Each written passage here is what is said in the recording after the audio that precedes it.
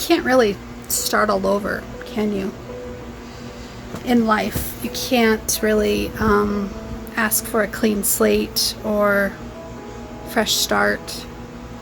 You can't walk away from all your troubles and hope that you can have a life free and clear of any baloney from here on out. I don't know if I was naive when I moved out of this house last year, because honestly, I made a heck of a lot of promises to myself and told myself that I was going to be cleaner, which I was. Told myself I was going to have a higher standard for myself, which I did.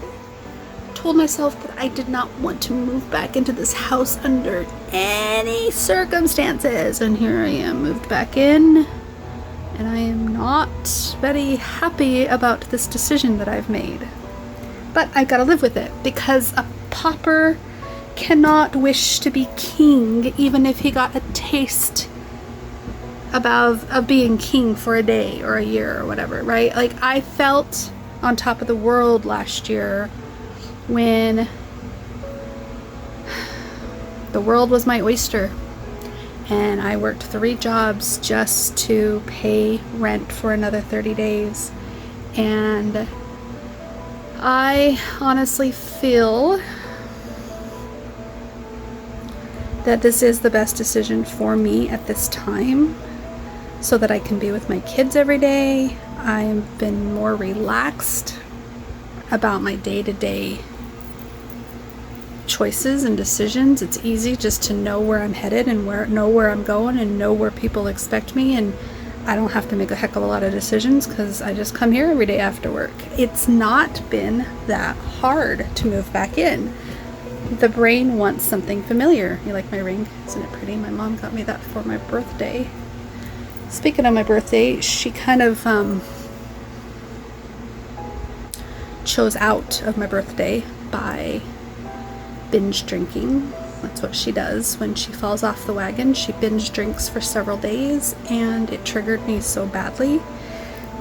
My childhood issues were not surrounded around alcohol, but they were surrounded of my mom abandoning us several times in my childhood and adulthood, and it just seems to be a common pattern with her, and I'm way more healed with my marriage than I am with my own mother, and plus my children are here. So probably laying on way too much information for you right this minute, so I'm going to point over to these clothes before I continue talking. This is my pile of clothes that have not made it to the closet. Every piece of clothing that I own is now in this house or in the storage unit outside, the storage shed that Jim built for me several years ago. My goal is to get some sort of dresser or shelves or something right there. As of right now, I'm just talking and unloading a few thoughts and feelings. So maybe while I'm talking, I'll have some motivation to do a hyperspeed video, and you can watch me get started on tidying this area up a little bit better. About 13 days before my birthday, my grandma passed away, and we knew that it was coming. She was in hospice. We went and did a mad dash trip up to see her, and I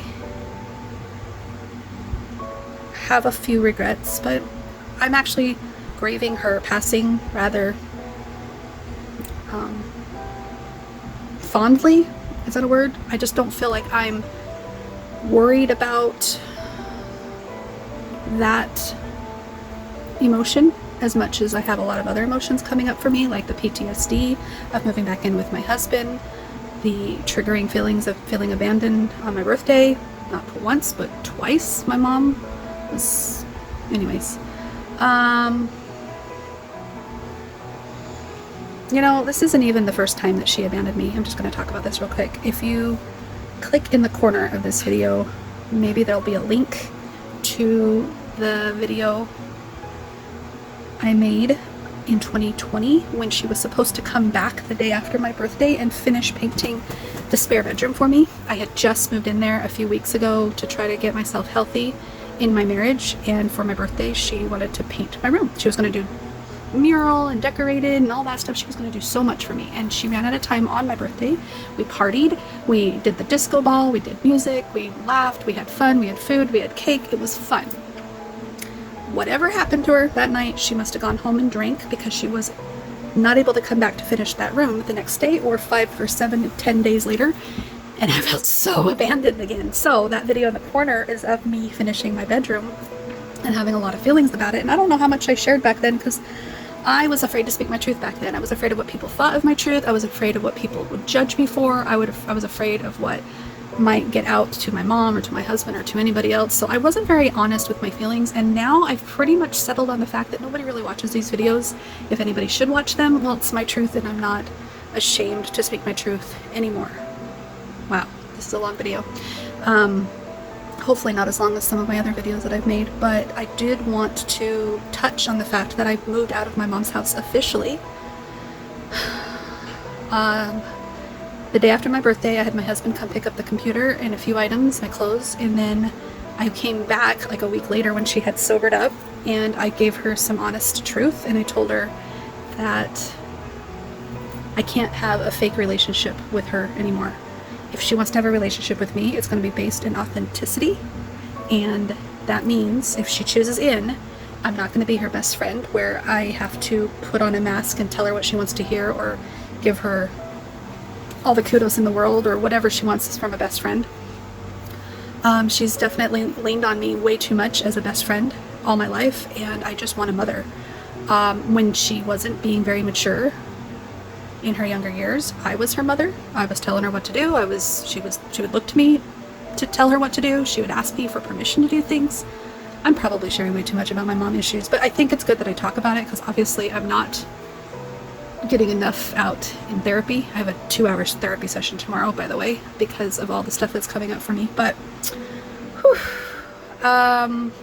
my mom's problems don't have to be my problems. I'm choosing a different life for myself. My mom's abandonment that she did to me and my siblings doesn't have to affect me for the rest of my life. I'm choosing to get through that, whether or not my mom ever apologizes, or ever wants to be honest, or ever wants to have a healthy relationship. I'm not blaming my mom for my issues, but I do get to acknowledge where my pain's coming from. And if I don't at least acknowledge it, I'll never get past it. So that's what I'm doing by this video. I'm not trying to say that it's because of my mom that I get to act like this, or feel like this, or freak out on my family like that. I don't want to be that person anymore that keeps having behaviors and reactions and not understanding the root or the cause. I want to get to the root of the cause, acknowledge why I am the way I am, why I feel the way I feel, and why I'm having all these issues, and get through those things by talking about it, processing it, going through therapy, going through Codependence Anonymous meetings.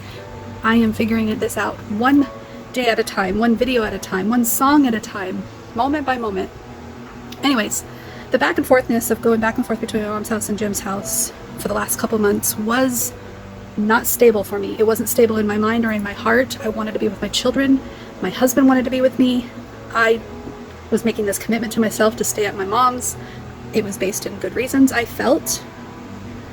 But my mom was wanting me to be her best friend. She was wanting me to be her roommate. She was wanting me to be there with her most nights, because I had moved in with her. I was paying her rent. She didn't understand why I kept choosing my kids and husband. When she left her kids and husbands, she's been married 5 times, she didn't understand why I couldn't be with her most nights. And so she used that as a catalyst for her binge drinking, because she was hurt. And so I felt responsible for her drinking, which I'm not. She gets to make those choices.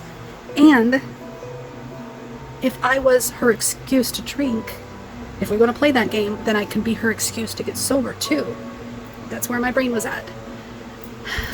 I've succumbed to the realization that it's not a personal attack on me. It may have felt that way on my birthday. It may have felt that way the day after my birthday. It probably still will feel that way from time to time, even if she uses me as her excuse on why she's drinking. But I know that addiction is addiction, and they'll use any excuse to go towards the addiction if that's what they choose. And if they really don't want to be addicted, they'll stop. Yeah? Okay. So dinner's ready. And Jim's been so wonderful. He's been making dinner almost every night. Some nights I buy dinner, bring it to the house. I've saved some money by not paying storage unit fees, by not eating out as much, by not having to pay rent. Oh, by the way, I paid my mom half the rent that I owed her for the month of May, even though I'm not going to live with her in the month of May. But all of my stuff is gone from my mom's house except for my paintings. I don't have any room for my paintings just yet. They're still hung up in that beautiful room that my mom painted for me back on February 20th. Oh, okay, I'm gonna go eat now. As you can tell, I didn't do anything yet, but maybe you just watched the hyperspeed where I did do something, and I'm so proud of myself if I did. All right, I'm done. Talk to you later. This room will improve, I promise. Okay, bye. Sorry to burst your bubble, Crystal, but no, you did not get this area cleaned up. Your back started hurting. That's what we got here. Maybe we'll do more next time. Bye!